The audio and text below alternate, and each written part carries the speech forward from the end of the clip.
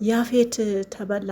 ያፌት ተሸወደ። ትላንትና የፍራታ የሰጣትን መድኃኒት በሱ ቤት መሸወድ ነበረ።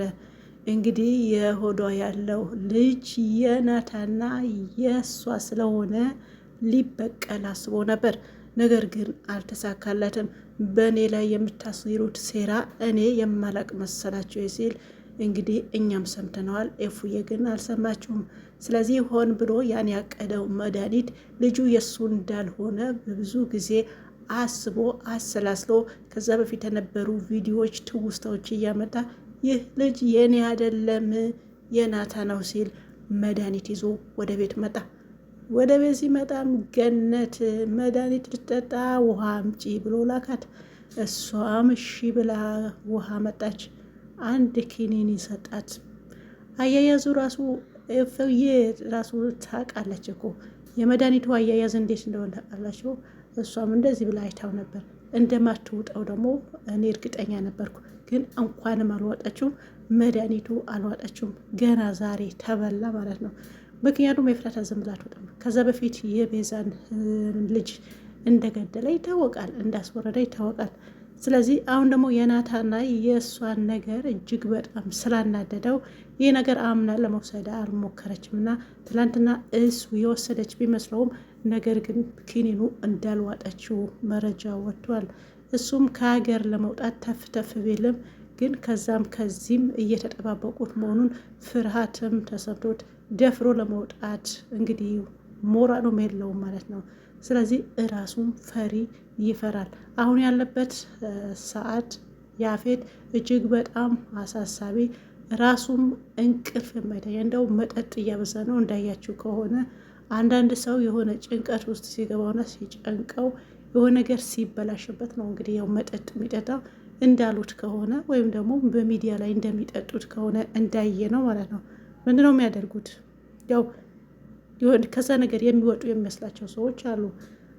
የሆነ ንብረት እንትን ሲልባቸው ንግድ ፍቅረኛቸው ስትሄድ ወይም ደግሞ ሲሄድ ሲለያዩ ምናምን ነገር በቃ ከዚህ በኋላ እኔ ምንም ነኝ እያሉ እየወጡ መጠጥ የሚጨብሱ አሉና ልክ ያፌትም ትላንትና እስካሁን ድረስ እኔ ያፌት መጠጥ ሲጠጣ አላየሁትም። መኪና ውስጥ መንዲ ጠጥቶ ያን ነው ሁሉም ነገር ተስፋ እያጣ ነው። የፍራታም ላይ እንዲሁም ደግሞ ይሄን በሚሰራው በድርጅቱም ላይ ተስፋ ስላጣ ነገራቶቹ ሁሉም በዛ በዚህም ጭንቅ ላይ ስላለ እንግዲህ ያ መጠጥን ለመጠጣት ሞክሯል። ግጥምን እንደው ጭራሽ ታጠበበት ራሱ ማለት ነውና ግን የመጨረሻ ተሸውዷል። ዋን እሱ ችግር የለውም መጠጡ፣ ግን የተሸወደው መድኃኒቱ አለ መውሰድ ነው። እኛም የምንፈልገው ይሄ ነው። ከዚህ በኋላ ከሀገር ይወጣል ወይ ሀገር ውስጥ ነው ወይ የሚቀጥለው የሚለውን የሁላችንም ጥያቄ ነው። ሌላ የጽዮንና የሉሊት እንግዲህ አይጥ ድመት ሆነው እስከ መቼ ነው? እስካሁን ምንም አላደረገቻትም። ከዛ በፊት እንግዲህ ያው ያደረገችው ነገር ሁላችንም እናውቃለን። ግን እስካሁን ድረስ ምንም ነገር እኔ ዝም ብላለች። ተዋቴ ሆን ያው እየመጣች እየሄደች በተለያየ ነገር እያስደነገጠቻት 4 ኪሎ ልታወርዳት ይሆን ባላቅም። ጽዮን ምን እንዳሰበች አላቅም። ያችም ደግሞ ምንም አታውቅም እንደምታዩት ማለት ነው። እንግዲህ በእሷ ቤት እንዳታስታውስ ነው የምታውቀው። ጽዮን ደግሞ አስታውሳ ጨርሳለች። ግን እስካሁን ዝም ያለቻት ምንም አይነት እርምጃ አልወሰደችም። ሉሊት ላይ ምን አቅዳ ይሆን? ለምንድን ነው ዝም ያለቻት የሚለውን እኔ ጥያቄ ሆኖብኛል። የመጀመሪያ አላወቀች የሚባል ነበረ። ራሷን ከራሷ ጋር ስላልነበረች ምንድን ነው የሚለው ያው አታውቅም ምንም ለማድረግ ማለት ነው። ስለዚህ ይህን ያደረገቻት ነገር ማንም የሚያውቅ ሰው የለም። እራሷ ብቻ ነች የምታውቀው።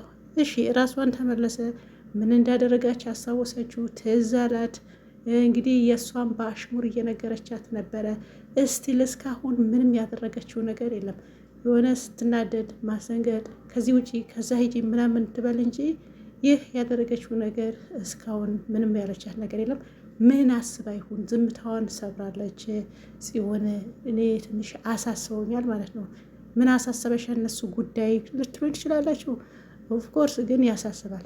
ምን አቅዳላችሁ? ልጅቷ እውነት ለመናገር ምስኪን ነች ሉሊት ማለት ነው። የወሬ ቋት ነው እንጂ የሆነ ውስጧ በቃ የሆነ ቦቅቧቃ ነገር ነች። ግን ወሬ አትቻልም። ወሬ ኃይለኛ ነች። የሰማውም እንደው ያልሰማ መስላ የምታሰማ ጊዜ ያለና ይህ ነገሯ ትንሽ ይደብረኛል። ሌላ ደግሞ የምስኪን በቃ ይሄ ነገር ደግሞ ጽዮን ታውቃለች። ግን ጽዮን እንግዲህ ምንም አይነት እርምጃ ባትወስድባት እኔ እመርጣለሁኝ። ምክንያቱም ከምታደርገው ነገር ወሬ ከማቀጣጠል ውጪ ብዙም አይደለችም እና ያፌትም እንግዲህ ጭራሽ አሰረፋት። እጇ ቆርጦ ቤት አስቀምጧታል። እንደ መጀመሪያ መወጣጣት የለም ምናምን ነገር። ስለዚህ ምንም በታደርግበት እኔ ዝምታሽ የመረጥሽው የሆነ መርጠሽ የሆነ ነገር ልታደርጊያት ይመስለኛል። ምናልባት መጨረሻ የፉዬም ናታም አንድ ላይ ሆኖ ቤዛም ከጓደኛዋ አንድ ላይ ሆኖ አንቺን ከቢኒ ጋር አንድ ላይ ሆናችሁ፣ ስለዚህ ያኔ ሉሊት ለማጥፋት አስበሽ ይሁን ያኔ ያደረገችሽንን ነገር ለማድረግ ፈልገሽ ይሁን በናቅም እስካሁን ያው ዝምታ መርጠሻል። አንዳንዴ ዝምታ ሲበዛ ደግሞ እጅግ በጣም ያስፈራል ማለት ነው። አዎ ያስፈራል። ቀላል ያስፈራል እንዴ? በደንብ ነው ያስፈራው። እና እንደዛ ልታደርግ ያሰበሽን ከሆነ አይዶን ነው አላውቅም፣ ግን ዝምታሽ በጣም እንትባል። ሌላ ገኒ ያው ልጇ ቤት ያው አማቿ ጋሽ ናታ ማን ነው ጋሽ ያፌትን ምንም እንትን ቢላት የልጇ ስትል እንግዲህ ተሰብራ ብር ብላ ኩሽሽ ብላ ምንም ይበላኝ ችግር የለም ለልጄን የሚያስፈልጋት ነገር ሰርቼ እሰጣለሁ በማለት ያው እያሸማቀቃትም እንደ ሰራተኛ ያው ተናግሯል። መጀመሪያም እያሸማቀቅዳን አለ። ግን ሰውዬ እንዳልኩትም መጨረሻው ያሳምርን። እፉዬም ተሰቃለች። በተለይ ደግሞ ከፍ ብሎ ሲጠራ ሲያዛት። ሌላው ደግሞ አቤል የሚባል እሱ ራሱ እሱም እጅግ በጣም የሚያናድድ ሰው ነው። እንግዲህ ገኒ ልጇም እሷም እንግዲህ አጣብቀኝ ውስጥ ናቸው። እንደው የፍራታ ትሻላለች። ምክንያቱም በተናገሩ ቁጥር ያው ጠፈጠፍ መልስም ትክክለኛ መልስም ስለምትመልስላቸው። ግን ገኒ ግን እንጃ ገኒ ብትመልስም የአቤል ነው የአቤል ትመልስለታለች። የአፌት ግን ያው ትፈራዋለችም። ምክንያቱም ያው ለምና ነው ተቀመጠችው። እሱ ስራ ፈት ስራ የለም ወይ ከዚህ ሁሉም ለምን ክፈለኝና በወር ልስራለህ ለምን አላልሽም ምናምን ብሎ እንዴት እንዳለቀጠበት አይተናል። ግን ምንም ቢሆን እንደዛ ማለት የለም። የተኛው ነው ይሄው ከዚያውን ምንድነው የምንማረው? የሚያስተላልፉት ነገርስ ምንድነው? በተለይ የትላንቱ የገኒና የአፌት ጉዳይ የምር ትንሽ እንትን ነውና ለምን ምን አስበው ነው አይዶ ነው አላውቅም። እንደዛ ማለት አልነበረበትም። ምንን ለማስተማር ነው? ማን ነው የሚማረው በዚህ?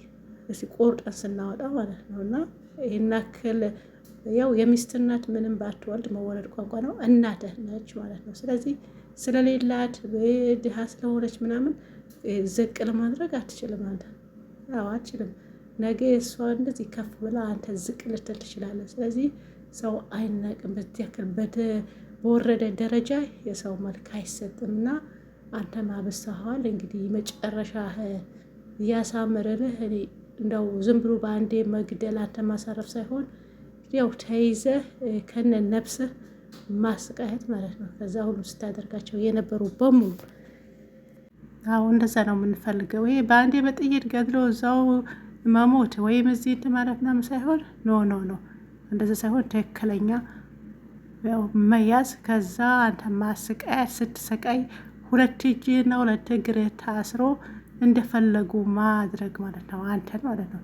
መግረፍም ከሆነ መግረፍ፣ ጸጉር መላጭም ከሆነ ጸጉር መላጭ፣ መጀመሪያ አንተ የምታደርገው ሁሉም በቃ አይንህ እያየ ማድረግ ማለት ነው። በቃ ይሄ ነው የስቃይ ሞት።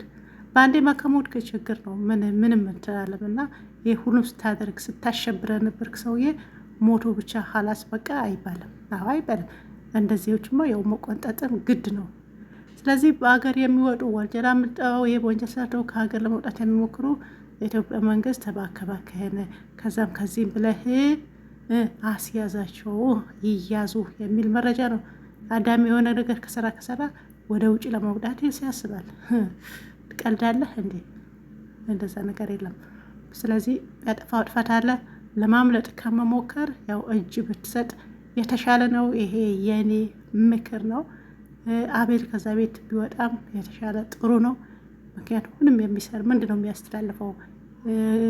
ከሰውን ዘቅ ከፍ ማድረግ እንጂ ምንም መጠቀመ ነገር የለምና እባካችሁ የአቤልን ከዚህ ድራማ አስወጡት። ያፌትን ይበቃዋል። እስካሁን ያሸበራቸው ይበቃዋልና እሱም በቁጥጥር ስር የዋለ አሁን ቀሪ ያሉ ቤተሰቦች በሰላም እንዲኖሩ የሁላችንም ምኞት ነው ማለት ነው። ስለዚህ አሁን እናንተ ማን ዳይሬክተሩ ትሰማኛለህ አይደል? ይሄን ነገር የተስተካከለ ብታደርግ ወይም ደግሞ ቦታ ብታስገባ የተሻለ ነው። ሌላም እንጠብቃለን። ሰላማችሁ ይብዛ። ቪዲዮ ላይክ አድርጉት። ባይ ባይ።